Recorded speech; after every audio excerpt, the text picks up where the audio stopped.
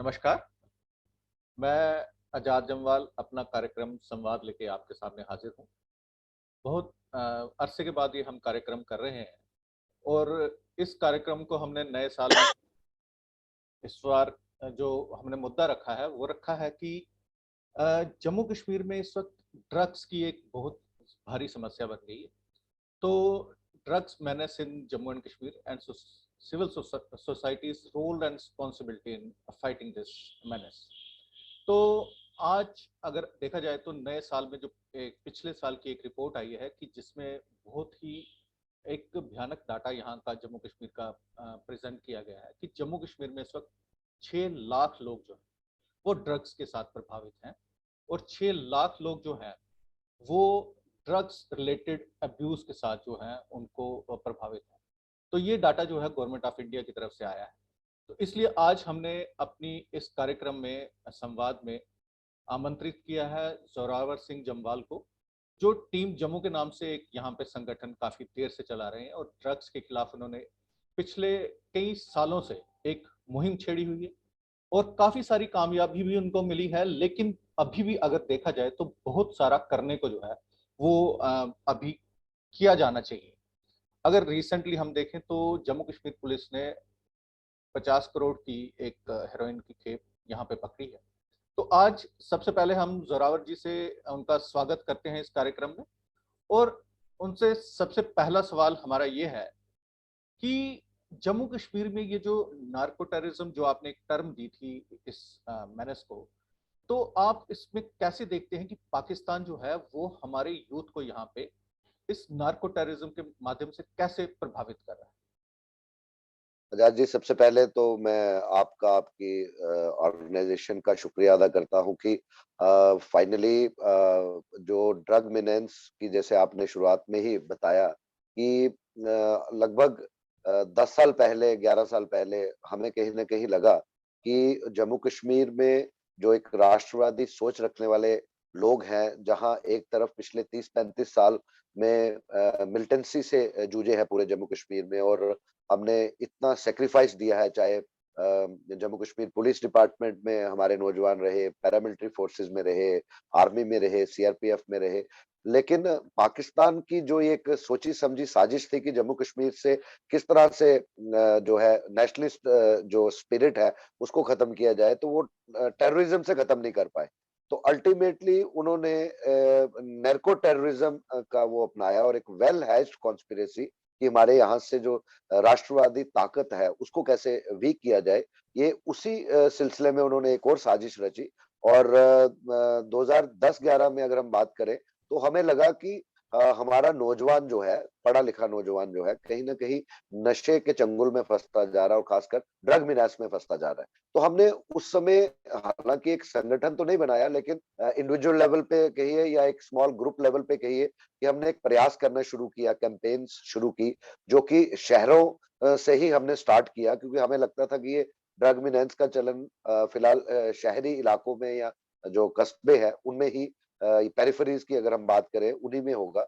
लेकिन उस समय भी हमने कोशिश की, लेकिन सरकार की जितनी जिम्मेवारी बनती थी, क्योंकि एक ऑर्गेनाइजेशन, एक चैरिटेबल ट्रस्ट अगर हम बात करें तो वो कितना ही काम कर रही है। अल्टीमेटली हमने उस समय एनसी और कांग्रेस की सरकार थी, हमने उनसे भी कोशिश की कि वो इस पे बात करें और कोई ना कोई ऐसी पॉलिसी बनाए कि हमारा जो नौजवान है वो नशे से दूर रहे। लेकिन अनफॉर्चुनेटली उस समय की सरकार ने भी बड़ा लाइटली लिया कि जम्मू कश्मीर में ड्रग्स का चलन ऐसा नहीं है। और जब 2013-14 में यहाँ पर फिर से गठबंधन की सरकार आई, पीडीपी और बीजेपी की, तो हमने तब भी बात कही। लेकिन जब हमें लगा कि एक तरफ तो ड्रग्स दिन ब दिन बढ़ता जा रहा है और ये शहरों से निकलकर अब गाँव की ओर भी रुख करने लगा है, पहाड़ों की दिशाओं में जाने लगा है, तो हमने अल्टीमेटली डिसाइड किया, जिसमें पत्रकार थे, कुछ वकील साहिबान थे, डॉक्टर्स थे, और एजुकेटेड अनएम्प्लॉयड यूथ। तो तब हमने एक डिसाइड किया कि हमें एक संगठन बनाने की जरूरत है, और नवंबर 28 2014 को हमने टीम जम्मू का नींव पत्थर रखकर और बहुत बड़ी एक ऐतिहासिक मेगा बाइक रैली यहाँ पर निकाली, और जब वो बाइक रैली निकली आजाद जी, तब सरकार भी जागी और उसने इसका संज्ञान भी लिया। और टू बिगिन विद उन्होंने हर डिस्ट्रिक्ट पर जे पुलिस ने एक nodal officer not less than the rank of DYSP रखा, जो कि एनडीपीएस एक्ट के रिलेटेड जितने भी केसेस हैं उसकी सुपरविजन करेंगे। लेकिन हमें तब भी लगा कि अभी सिर्फ इतना करना बाकी इतना ही करके हम सेटिस्फाइड नहीं है।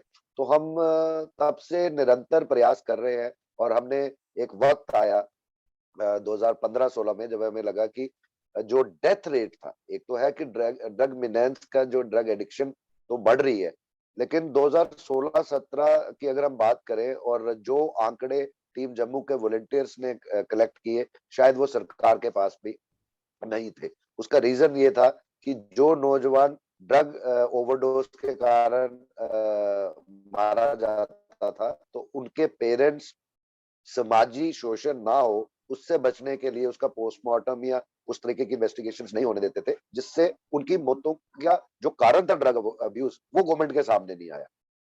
हमने तब बात कही, हमने तब जोरावर जी, इसी से जुड़ती एक मैं बात आपसे पूछना चाहूंगा कि जी आपने बात की कि ड्रग पेडलर और ड्रग का विक्टिम, इसकी डिफरेंशिएशन नहीं हो पाती, और जो विक्टिम फैमिली है, जो मतलब कि ड्रग अब्यूज का शिकार है, वो अपने आप को समाज में पराया सा समझती है और वो बताती नहीं कि हम इस समस्या से जूझ रहे हैं। तो इसके बारे में आपका क्या पहलू है? देखिए, बड़ा इम्पोर्टेंट सवाल है और मैं समझता हूँ कि आए दिन शायद ही हफ्ते में कोई दिन ऐसा गुजरता हो जब पेरेंट्स हमें फोन नहीं करते हैं कि हमारा बच्चा गलती से ड्रग अब्यूज में आ गया है तो इसको रिहेबिलिटेट कहाँ करें। और उससे भी ज्यादा उनको ये डर सताता है कि अगर समाज में पता लगा तो हमारी बदनामी हो जाएगी, और एक अनटचेबिलिटी जैसा माहौल समाज ने देना शुरू किया था। हमने तब भी ये कैंपेन जो हमारी ड्रग अब्यूज के अगेंस्ट थी, हमने ये भी बात कही कि आपको क्लैरिटी होनी चाहिए, जो बेचने वाला और जो गलती से विक्टिम बन चुका है ड्रग अब्यूज का, इसमें डिफरेंशिएट करना पड़ेगा। हमने एडमिनिस्ट्रेशन से बात की, सिविल एडमिनिस्ट्रेशन से बात की, पुलिस एडमिनिस्ट्रेशन तक हमने जो टॉप ब्रास था हमने वहां तक बात की कि कहीं ऐसा ना हो कि आप विक्टिम को ही एक्यूज बना दे। तो ये चलन रुकने वाला नहीं। हम ये कहते हैं कि जो विक्टिम है, हम समाज को भी यही हम अवेयर करते हैं कि कल को वो किसी का बच्चा नहीं आपका भी हो सकता है, और वो गलती से अगर इसमें आया तो उसको नई राह कैसे देनी है, आपको इस पे काम करना पड़ेगा। और आप अपने पड़ोसी के बच्चे को पड़ोसी का बच्चा ना समझकर जब आप ये समझेंगे कि ये हमारा ही बच्चा है, तो शायद समाज, जब तक मैं जैसे जैसे हमने शुरुआत में ही बात की, हम किसी एक डिपार्टमेंट पे रिस्पॉन्सिबिलिटी रख के तो अपनी रिस्पॉन्सिबिलिटी से शर्क नहीं हो सकते हैं। अगर हम कहते हैं कि जहां पुलिस अच्छा काम कर रही है तो अच्छा काम कर रही है, पर कहीं ना कहीं काली भेड़े उस डिपार्टमेंट में भी है, उनको भी एक्सपोज करना बड़ा जरूरी है। जैसे आपने हवाला दिया कि ड्रग विक्टिम्स की अगर बात करें तो आपका इशारा मैं समझ रहा हूं कि यहाँ पर अभी तक पुलिस डिपार्टमेंट ने पूरी जम्मू कश्मीर के यूटी के अंदर एक स्ट्रॉन्ग कैंपेन चलाया है, इसमें कोई दो राय नहीं। लेकिन उसके बावजूद चंद ग्रामों में ही पकड़ी जा रही है। जो बड़े बड़े ड्रग लॉर्ड्स हैं वो अभी तक एक्सपोज नहीं हुए हैं। देखिए, आए दिन हम अखबारों में पढ़ते हैं कि 10 ग्राम के साथ पकड़ा गया, 2 ग्राम के साथ पकड़ा गया, 5 ग्राम के साथ पकड़ा गया। और बहुत सारी खबरें ऐसी भी आती हैं कि आज 5 किलो पकड़ी गई, आज 50 किलो पकड़ी गई। लेकिन जो ये 5 किलो 50 किलो जो पेडलर्स हैं, ये लगातार बेल पे छूट के बाहर आ जाते हैं। और जो विक्टिम है, जो 5 ग्राम 2 ग्राम 10 ग्राम है, वो सालों साल जो है वो जेल में सड़ते रहते हैं। तो आप क्या समझते हैं कि ये जो बड़ी खेप आ रही है, देखिए इस वक्त अगर 6 लाख लोग जम्मू कश्मीर में अफेक्टेड हैं इससे, तो इसका मतलब कि पाकिस्तान की तरफ से जो यहाँ पे ड्रग्स पुश इन की जा रही है उनकी क्वांटिटी बहुत ज्यादा है। तो क्या आपको लगता नहीं कि जो बार बार सवाल उठता है कि स्कैनर्स लगने चाहिए, मतलब कि फुल बॉडी स्कैनर्स लगने चाहिए, ये मांग तो हम जब समझते थे कि जब पीडीपी एनसी या उनकी सरकार थी तो शायद वो उनके साथ मिले हुए थे जो नार्को टेररिज्म यहाँ पे चला रहे। लेकिन पिछले 7 सालों से तो एक नेशनलिस्ट सरकार है और पिछले 3 सालों से तो लगातार होम मिनिस्ट्री का यहाँ पे इस वक्त डायरेक्ट रूल है।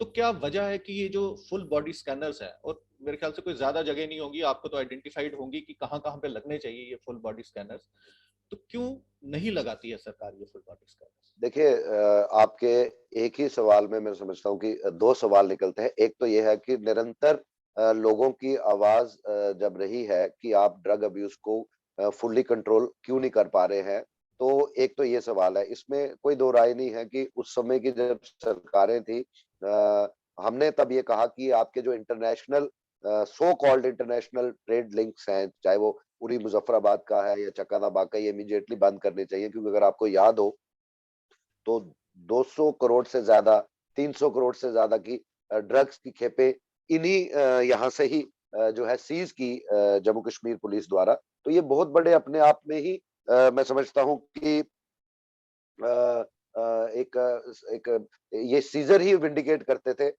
हमारी बात को कि ये स्मगलिंग, ड्रग्स की स्मगलिंग के रूट है, ना कि ट्रेड के रूट है। ट्रेड के रूट है, लेकिन उस समय की जो सरकारें रही, उन्होंने हमारी इन बातों का संज्ञान जो है वो लेना शायद नहीं समझा, जो मुझे लगता है।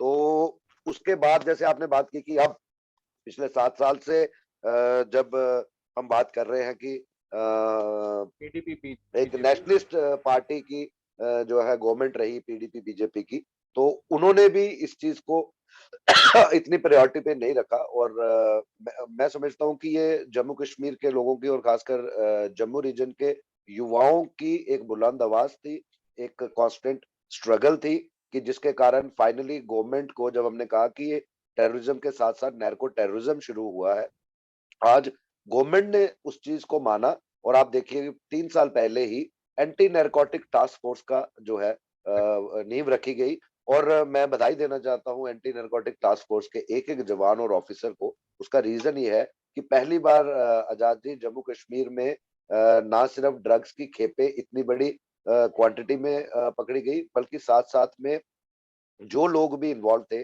चाहे वो जम्मू कश्मीर में थे या जम्मू कश्मीर के बाहरी राज्यों में थे, उनके जो बैंक अकाउंट्स और प्रॉपर्टी तक सीज की है। This is for the first time in the history of Jammu and Kashmir कि एंटी नारकोटिक टास्क फोर्स बनने के बाद प्रॉपर्टीज तक जो है वो सीज की गई है। ये अपने आप में बहुत बड़ी मैं समझता हूँ अचीवमेंट और एक स्ट्रॉन्ग मैसेज है कि जो कोई भी इस चीज में इन्वॉल्व होगा वो बच नहीं पाएगा। दूसरी बात आपने कही कि अगर इतनी सीरियस इश्यूज है और गवर्नमेंट भी ये मान रही है, गवर्नमेंट के पास एजेंसीज के द्वारा रिपोर्ट्स हैं कि ये पाकिस्तान की ही साजिश है, आईएसआई की साजिश है कि वो वहां से ये नारकोटिक्स इस तरफ कंट्राबैंड्स भेजते हैं और जम्मू कश्मीर के अलावा पूरे देश में फैलाने की एक साजिश रच रहे हैं। और कई जगह कई बार वो सफल भी हुए हैं। आप देखिए इसमें बड़ा क्लियर वो है कि हमारा बॉर्डर के जो twin border district Jammu region के हैं, that are Rajouri and Poonch. एक हमें वहां पर स्कैनर अगर एक ही रूट लिंक है, अगर एक स्कैनर वहां लगे, एक लखनपुर पे लगे, एक वन टोल प्लाजा पे लगे, दूसरी तरफ अगर हम बात करें तो बनहाल डोडा और उसमें जो नेशनल हाईवे आता है that is somewhere in Ramban district, वहां पर लगे, तो मैं समझता हूँ कि कम कम मैन पावर में आप through new these IT modes आप इमीडिएटली डिटेक्ट कर सकते हैं। और इसमें ऑलरेडी सरकार के द्वारा एक प्रपोजल में गवर्नमेंट ऑफ इंडिया के द्वारा शायद कुछ करोड़ रुपए का अप्रूवल मिला भी था, लेकिन अफसोस इस बात का रहता है कि इस तरफ गवर्नमेंट की प्रायोरिटी कहीं नजर नहीं आ रही है। आप देखिए कि पिछले 3 सालों में अगर हम ये ना कहें कि एट वन गो आप करिए, लेकिन अगर आप इसको थोड़ा सा टाइम बाउंड करके, बेशक 1 साल नहीं तो 2 साल का टाइम लेके अगर ये कर दे, तो मैं समझता हूँ कि ना सिर्फ जम्मू कश्मीर का फ्यूचर बल्कि पूरे हिंदुस्तान का जो युवा नौजवान है वो इस ड्रग्स की ग्रस्त से बच सकता है। और यहाँ पर सरकार को मैं चाहिए कि एक बात आपके साथ ऐड करना चाहूंगा कि जी पिछले 2 सालों में वन टोल प्लाजा में 2 टेररिस्ट अटैक्स हुए। जो टेररिस्ट जो थे वो ट्रक के भीतर एक कैविटी बना के उसमें छुपे हुए। तो क्या आपको लगता नहीं कि अगर ये फुल बॉडी स्कैनर्स लगते हैं तो इसमें नारकोटिक्स वाला जो एंगल है वो तो कवर होगा ही होगा, जो टेररिस्ट भी फ्रीली यहाँ पे टू एंड फ्रो बिल्कुल, मूव कर रहे हैं। बिल्कुल। अब देखिए जो हमेशा इन उग्रवादियों की जो साजिश रहती है कि ऑड आवर्स यूज करते हैं, हमने देखा है इवन रिमेनिंग इन जर्नलिज्म, ज्यादातर जो फिदाइन हमले हुए या उस तरीके, या देर रात को या अर्ली मॉर्निंग भी आवर्स में रहते हैं, तो कहीं ना कहीं बीइंग ए ह्यूमन कोई कहीं ना कहीं कभी गलती रह जाती है। लेकिन मैं समझता हूँ कि आज जब आपके पास हर चीज है, आपके पास इतनी सशक्त सरकार है सेंटर में, और उनकी प्रायोरिटीज माननीय प्राइम मिनिस्टर नरेंद्र भाई मोदी जी की भी यही है कि हमारा ये जो यंग इंडिया है, एक समय में विश्व गुरु जो है, जो सपना पूरे हिंदुस्तानियों ने देखा है, क्या अगर आज उनकी लीडरशिप में भी यहाँ इस पे ये प्रायोरिटी नहीं मिलेगी तो फिर कब मिलेगी? हमारा ये एक चीज का मानना है कि यहाँ पर ज्यादा पैसा भी नहीं लगना है, सिर्फ आपको प्रायोरिटाइज करना पड़ेगा। अगर आप इसको प्रायोरिटाइज करते हैं तो नैर्को टेररिज्म के साथ साथ टेररिज्म में भी बहुत बड़ी एक लगाम जो है, एक नकेल हम कर सकते हैं। और आए दिन जो ऐसे इंसिडेंट्स जो होते हैं, इस पे हम कहें कि एक प्रिवेंटिव मेजर जो है, ये ना सिर्फ हमारे जो प्रहरी है वो उनकी भी एक ढाल बनेगा, एक सशक्त ढाल बनेगा, और हमारे जो इनोसेंट सिविलियंस को आए दिन ये पाकिस्तान टारगेट करता है जम्मू कश्मीर में, उस पे भी काफी हद तक हम जो है ये रोक लगा सकते हैं। ज़ोरावर जी, आखिर में आपसे सवाल पूछना चाहूँगा कि यहाँ पे विक्टिम्स जो हैं, ड्रग के जो हैं वो बहुत से हैं। तो क्या यहाँ पे, क्योंकि आप रिहैब के बारे में भी बहुत सी सोशल वर्क करते रहते हैं, बहुत से लोगों को आप जम्मू से बाहर पंजाब में या वहाँ के रिहैब्स में भेजते हैं, तो क्या जम्मू में इसकी पर्याप्त सुविधाएं हैं सरकार की तरफ से या प्राइवेटली? तो अगर कोई ड्रग अब्यूज का विक्टिम हो तो वो कहाँ जाए? आजाद जी, जब हमने 2014 की बात कर रहे हैं, ऑलमोस्ट 7 साल से ऊपर हो गए हैं, कि हमें जब पेरेंट्स फोन करते थे तो हमने फिर विजिट किया कुछ एनजीओज, जो हमने गूगल से सर्फ की, थ्रू सोशल मीडिया, और फिजिकली भी वहां पर विजिट किया काफी सेंटर्स में। और हमने कुछ ऐसे सेंटर्स आइडेंटिफाई किए जो कि नो प्रॉफिट नो लॉस पे चलते थे, ना कि कमर्शियल इदारे थे। आज आप देश में कहीं पे भी चले जाइए, इवन रिहैब सेंटर्स में भी आपको कमर्शियलाइजेशन ज्यादा दिखेगी। कि आज तो हालांकि फाइव स्टार रिहैब सेंटर्स भी हैं। हालांकि एक इस काम में मुझे लगता है कि एक मिशनरी अप्रोच चाहिए, तभी जाके हम अपने बच्चों को जो है बचा सकते हैं। हमने उसी सिलसिले में पंजाब में और हिमाचल प्रदेश में कुछ रिहेबिलिटेशन सेंटर्स को देखा, जो कि जिनकी टाइमली इंस्पेक्शंस होती हैं, चाहे हेल्थ डिपार्टमेंट करता है, टाइमली उनका सारा रख रखाव होता है under the supervision of concerned SPs. तो मैं समझता हूँ कि हमने उन पेरेंट्स को गाइड किया कि आप अपने बच्चों को वहां पर लेके जाइए, और काफी बच्चे हमने ठीक करके भी लाए। रही बात जम्मू कश्मीर की, यहाँ पे भी एक विडंबना है कि कश्मीर में ऑलरेडी 2 फुल फ्लैश सेंटर्स चल रहे हैं, और काफी देर से। इसमें कोई दो राय नहीं है कि कश्मीर में भी नौजवान जो है वो ड्रग्स में जो है इन्वॉल्व हुआ है। बहुत ज्यादा है। लेकिन जम्मू रीजन में अगर आप कहिए कि एक फुल फ्लैश रिहेबिलिटेशन सेंटर नहीं बन पाया, और हाँ, जम्मू कश्मीर पुलिस द्वारा डिस्ट्रिक्ट लेवल पे कुछ उन्होंने सेंटर्स खोले हैं। मैं उनको रिहेबिलिटेशन सेंटर नहीं समझता, मैं उनको काउंसलिंग सेंटर समझता हूँ, क्योंकि वहां पर ज्यादा से ज्यादा एक नौजवान जो कि एक विक्टिम है, वो 30 से 40 दिन से ज्यादा नहीं रख पाते हैं। तो जो ड्रग्स में इन्वॉल्व होता है उसको 7 से 8 महीने चाहिए प्रॉपर रिहेबिलिटेट होने में, और उस तरह के काउंसलर्स चाहिए, उस तरह के, like yoga is very important. और ये चीजें यहाँ पर नहीं है। हमारी ये भी लड़ाई रही कि एक तरफ तो आप पकड़ रहे हैं बेचने वालों को, दूसरा जो गलती से नौजवान इन्वॉल्व हो गया उसको कहाँ ठीक करेंगे? हर माँ बाप के पास इतने पैसे नहीं है कि वो अपने बच्चों को किसी और राज्य में जाकर तो ठीक करवा के लाए। अल्टीमेटली उस स्ट्रगल में भी टीम जम्मू की एक कामयाबी हुई कि ये कोरोना काल से पहले ही हमने डिस्ट्रिक्ट एडमिनिस्ट्रेशन जम्मू से को कन्विंस किया, पहले तो गवर्नमेंट को कन्विंस किया, और अल्टीमेटली जम्मू पुलिस को जम्मू में ही छन्नी हिम्मत के पास 10 कनाल के करीब जमीन ऑलरेडी मिल गई है। और अभी लेटेस्ट जो मेरी जानकारी है कि गवर्नमेंट ने उस रिहेबिलिटेशन सेंटर को भी स्मार्ट सिटी के तहत जो है उसका अप्रूवल कर दिया है, अडॉप्ट कर लिया है। और वो बड़ी मुझे उम्मीद है कि अगर ये कोरोना काल, ये लॉकडाउन नहीं होते तो अभी तक वो बन के तैयार हो गया होता। लेकिन जल्दी ही मैंने सुना है कि उस पे काम शुरू होने वाला है। और हमें ये रिहेबिलिटेशन सेंटर एक जम्मू में नहीं चाहिए, ये भी मैं आपके माध्यम से, जो हमें देख रहे हैं सुन रहे हैं, या सरकार तक बात पहुंचा सकते हो कि हमें आज हालत बद से बदतर होती जा रही है। हमें हर डिस्ट्रिक्ट लेवल पे ऐसे रिहेबिलिटेशन सेंटर चाहिए। Like you take example of Rajouri, we have startling list कि वहां कितना नौजवान जो है इसमें ग्रस्त हो चुका और कितने मर चुके हैं। पुंछ की आप बात कीजिए, आप उधमपुर की बात कीजिए, रियासी में आप देखिए क्या हालत बन चुकी है। आज आप डोडा रामबन की बात करिए, बनिहाल की बात करिए, कठुआ की बात करिए, जिला सांबा की बात करिए, आए दिन इसमें कोई दो राय नहीं है कि पुलिस ड्रग पेडलर्स को पकड़ रही है।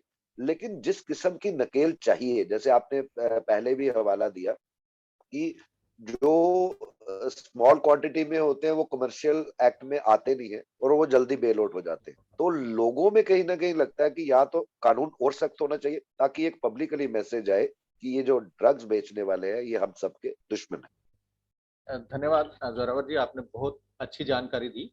और हम समझते हैं कि जो सजेशंस जोरावर सिंह जी ने दी हैं एडमिनिस्ट्रेशन को, वो पूरी होंगी। हर एक डिस्ट्रिक्ट हेडक्वार्टर में जो है वो रिहैब सेंटर बनेगा, ताकि जो लोग हमारे यहाँ पे इस वक्त ड्रग अब्यूज का शिकार हो रहे हैं वो दोबारा से अपनी जिंदगी में दोबारा आ सकें। और सरकार जो है वो सख्त कदम उठाएगी जो पैडलर्स हैं, जो उनके मास्टर्स हैं, और जो यहाँ पे एक साजिश के तहत जम्मू कश्मीर के युवा को ड्रग अब्यूज में मुब्तला करने की कोशिश की जा रही है। धन्यवाद।